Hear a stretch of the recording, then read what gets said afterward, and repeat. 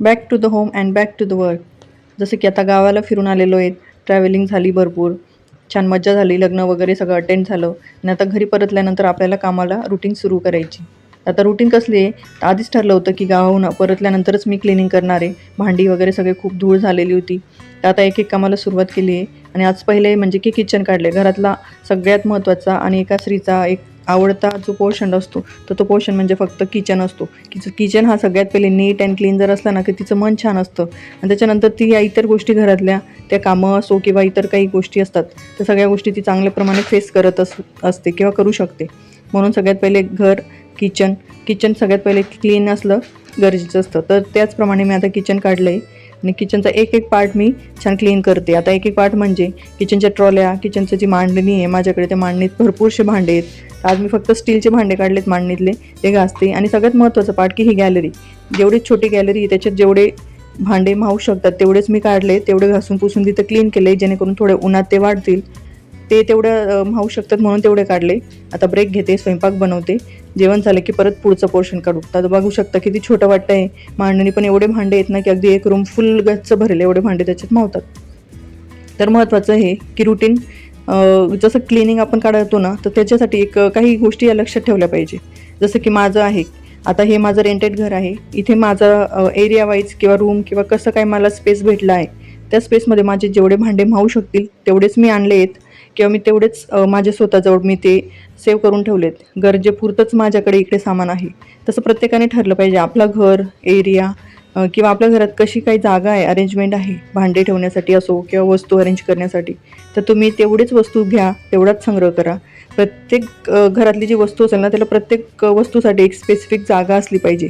तर तुमच्या घरातल्या जेवढ्याही तुमच्याकडे वस्तू, कपडे किंवा एक्स्ट्रा जे शोपीस असेल किंवा काहीही असेल, प्रत्येकासाठी जर एक छान स्पेसिफिक जागा असेल ना, तेव्हाच ती वस्तू ठेवायला पाहिजे. घरात जर सगळीकडे खूप जास्त वस्तू असतील, पसारा असतो, किचनमध्ये खूप जास्त भांडींचा जमाव असतो आणि अस्ताव्यस्त सगळं काही ठेवलेलं असतं. तसंच विचार आणि मनस्थिती त्या घरातल्या लोकांची देखील असते. चिडचिड स्वभाव असतो आणि पटकन लगेच राग येणं किंवा लगेचच गोंधळ घालणं, या गोष्टी नेहमी त्या घरात होत असतात. पसारा होण्यापेक्षा वस्तूच कमी आणायच्या. गरजेची आहे, खूप गरजेची आहे की जी लागणार आहे तरच ती वस्तू घरात असते. नाही आहे. आणि महिलांची जी एक सवय असते ना, की कुठलीच वस्तू वाया नाही जाऊ द्यायची, वेस्टेज नको किंवा आपण मेहनतीने कष्टाने घेतो. पण काही घरातल्या ज्या वस्तूंना टाकण्याशिवाय आपल्याला पर्याय नसतो. तुम्ही नवीन कपडे घेतात, सारखे नवीन कपडे घेणार आहेत, पण जर जुने कपडे तुम्ही काढलेच नाही तर कपाटात जागा उरत नाही. त्याच्यावर सोल्युशन हाच असतो की जुने जुने कपडे असो, वस्तू या काढायच्या. त्याचप्रमाणे भांड्याचं देखील असतं की आता नवीन नवीन पद्धतीचे डबे आपण घेत असतो. ग्रॉसरी मार्केटमध्ये गेल्यानंतर आपल्याला त्याच्याशी रिलेटेड तशा वस्तू भेटतात. आपलं नवीन पद्धतीनं सगळं काही चेंज करायला बघतो, तर त्या पद्धतीसाठी आपल्याला आधीच्या ज्या जुन्या वस्तू आहेत ते काढून टाकणं देखील खूप मस्ट असतं. घरात जर सगळ्या वस्तूंनाच आपण जागा दिली तर माणसांना जागाच उरणार नाही.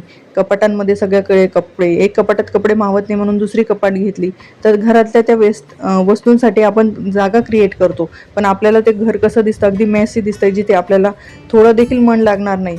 सगळीकडे पसारा, कपडे, भांडे किंवा खूप काही स्टोरेज आहे, जिथे काही ना काही अडगड करून आपण सामानच ठेवलेलं आहे. नेहमी आपल्या विचारांनी बनत असतं. जसं विचार असतील, आपलं प्लॅन असो, आपण त्याप्रमाणे घर बनवतो आणि त्याच आपल्या विचारांप्रमाणेच आपण त्याला सजवतो.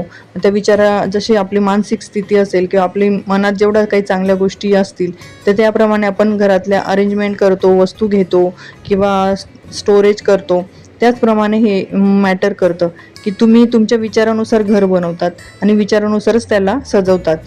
तर आपले विचार चांगले असण्यासाठी घर देखील चांगलं असलं पाहिजे आणि घर चांगलं ठेवण्यासाठी स्वतःचे विचार आधी बदलले पाहिजे. फक्त निव्वळ सामान आणून त्याला गच्च करणं घर, की माझ्याकडे खूप काही आहे किंवा माझ्याकडे एकाच्या ऐवजी 4 सेट आहेत, एक वस्तूऐवजी माझ्याकडे 4 वस्तू आहेत, पण हे महत्त्वाचं नाही आहे. तुमच्याकडे एक असली पाहिजे, ती चांगली असली पाहिजे, ती व्यवस्थित ठेवली पाहिजे, तिचा वापरही व्यवस्थित झाला पाहिजे, हे इनफ आहे. म्हणून वेळोवेळी घरात रिप्लेसमेंट ही झालीच पाहिजे. नवीन गोष्टी घेतली तर जुनी फेकली पाहिजे, जेणेकरून घर नीट अँड क्लीन दिसेल, जागा मोकळी राहील. आणि काही नवीन ज्या गोष्टी असतात मार्केटमध्ये आपल्याला अवेलेबल होतात किंवा आपण बघतो, तर त्या आपण घेतल्या पाहिजे, त्यांचा यूजही केला पाहिजे. आपल्याला तेवढाच चेंज आणि छान मेकओव्हर देखील आपल्या किचनचा होत असतो. तर हे प्रोडक्ट मी ऑनलाईन घेतलेलं आहे. हे एक किचन कॅबिनेट शीट आहे, जी आपण आपल्या किचनच्या काउंटरला, कॅबिनेट्स, ड्रॉवरला किचन ट्रॉल्या वगैरे ज्या आहेत तुमच्या किंवा कबर्डला इतर अशा सगळ्या ठिकाणी आपण ते वापरू शकतो. साईजनुसार आपण कट करून घेतले तर त्या शीट अगदी परफेक्ट बसतात आणि त्या मूव्ह होत नाही, त्याचं हे बेनिफिट आहे. आणि काही पाणी वगैरे जरी पडलं तर इझिली पुसून ते क्लीन होत असतं. खरोखर रियुजेबल अँड वॉशेबल हा शीट आहे. छान वाटतं, मी ठेवल्यानंतर इतकं किचनचं लुकच चेंज झालेलं आहे, असं प्रसन्न वाटायला लागलंय.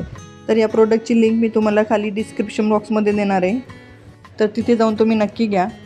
आणि एक हॅक ट्रिक आहे, जेव्हा आपण घरातलं कॉर्नर किंवा जिथे काही असं सामान ठेवतो ती वस्तू आधी क्लीन करतो ना, तेव्हा क्लीन करताना तिला एक स्प्रे करा. ते स्प्रे म्हणजे तो होममेड आहे. ते स्प्रेची एक छोटी बॉटल घ्या, त्याच्यात तुमच्याकडे जे फ्लोअर क्लीनर असेल किंवा लायझॉल असेल ते लिक्विड टाका, त्यात कपूर टाका, थोडा लिंबाचा रस टाका आणि जिथे जिथे आपल्याला वाटतं की ते कीड लागते किंवा बुरशी लागते किंवा जे वस्तूंमध्ये आपल्याला साईडला जो जाळं वगैरे आलेलं दिसतं ना, त्या कोपऱ्यांमध्ये हे स्प्रे करून 2 मिनटं तसंच ठेवा आणि त्याला कोरड्या कपड्याने पुसून घ्या. नंतर पाण्याने पुसू नका, म्हणजे जेणेकरून त्याचा स्मेल आणि ते जागा तशीच राहील. आणि तिथे आपण आपलं हे सामान ठेवायचं. मी रॅकला बऱ्याचदा हे करत असते, कारण रॅकचे जे कोपरे असतात ना मांडणीचे, त्या कोपऱ्यांच्या होलमध्ये बऱ्याचदा किडे असे ते लागलेले असतात किंवा ते तिथे असतात, ते आपल्याला बाहेर निघताना दिसत नाही. मी तर मांडणी अगदी म्हणजे अंघोळ घालतो ना तसं ते पूर्ण मांडणी घासली का तर किडे ते आतमध्ये घुसलेले ते निघाले पाहिजे. पण किती केलं ना, कधी तिथे साफसफाई करताना आपल्याला बऱ्याच गोष्टी दिसतात. म्हणून हाच स्प्रे जर केला ना तर खरोखर खूप फरक पडतो. इतर जे घरात कॉक्रोच वगैरे असतो ना, तर ते देखील तिथे जास्त येत नाही. तसा स्प्रे मी नेहमी वापरत असते, पण आता माझी बॉटल खराब झाली होती म्हणून मला यावेळेस ते पुसून दाखवता नाही आलं, नाही तर मी शूटमध्ये नक्कीच तो दाखवला असता. पण नेक्स्ट टाईम मी नक्की तयार करून तुम्हाला दाखवणार आहे. तर भेटूया पुढच्या व्लॉगमध्ये. तर अशाच नवनवीन हॅक आणि ट्रिक्ससाठी आपल्या चॅनलला लाईक, शेअर आणि सबस्क्राईब नक्की करा. भेटूया पुढच्या व्लॉगला. बाय.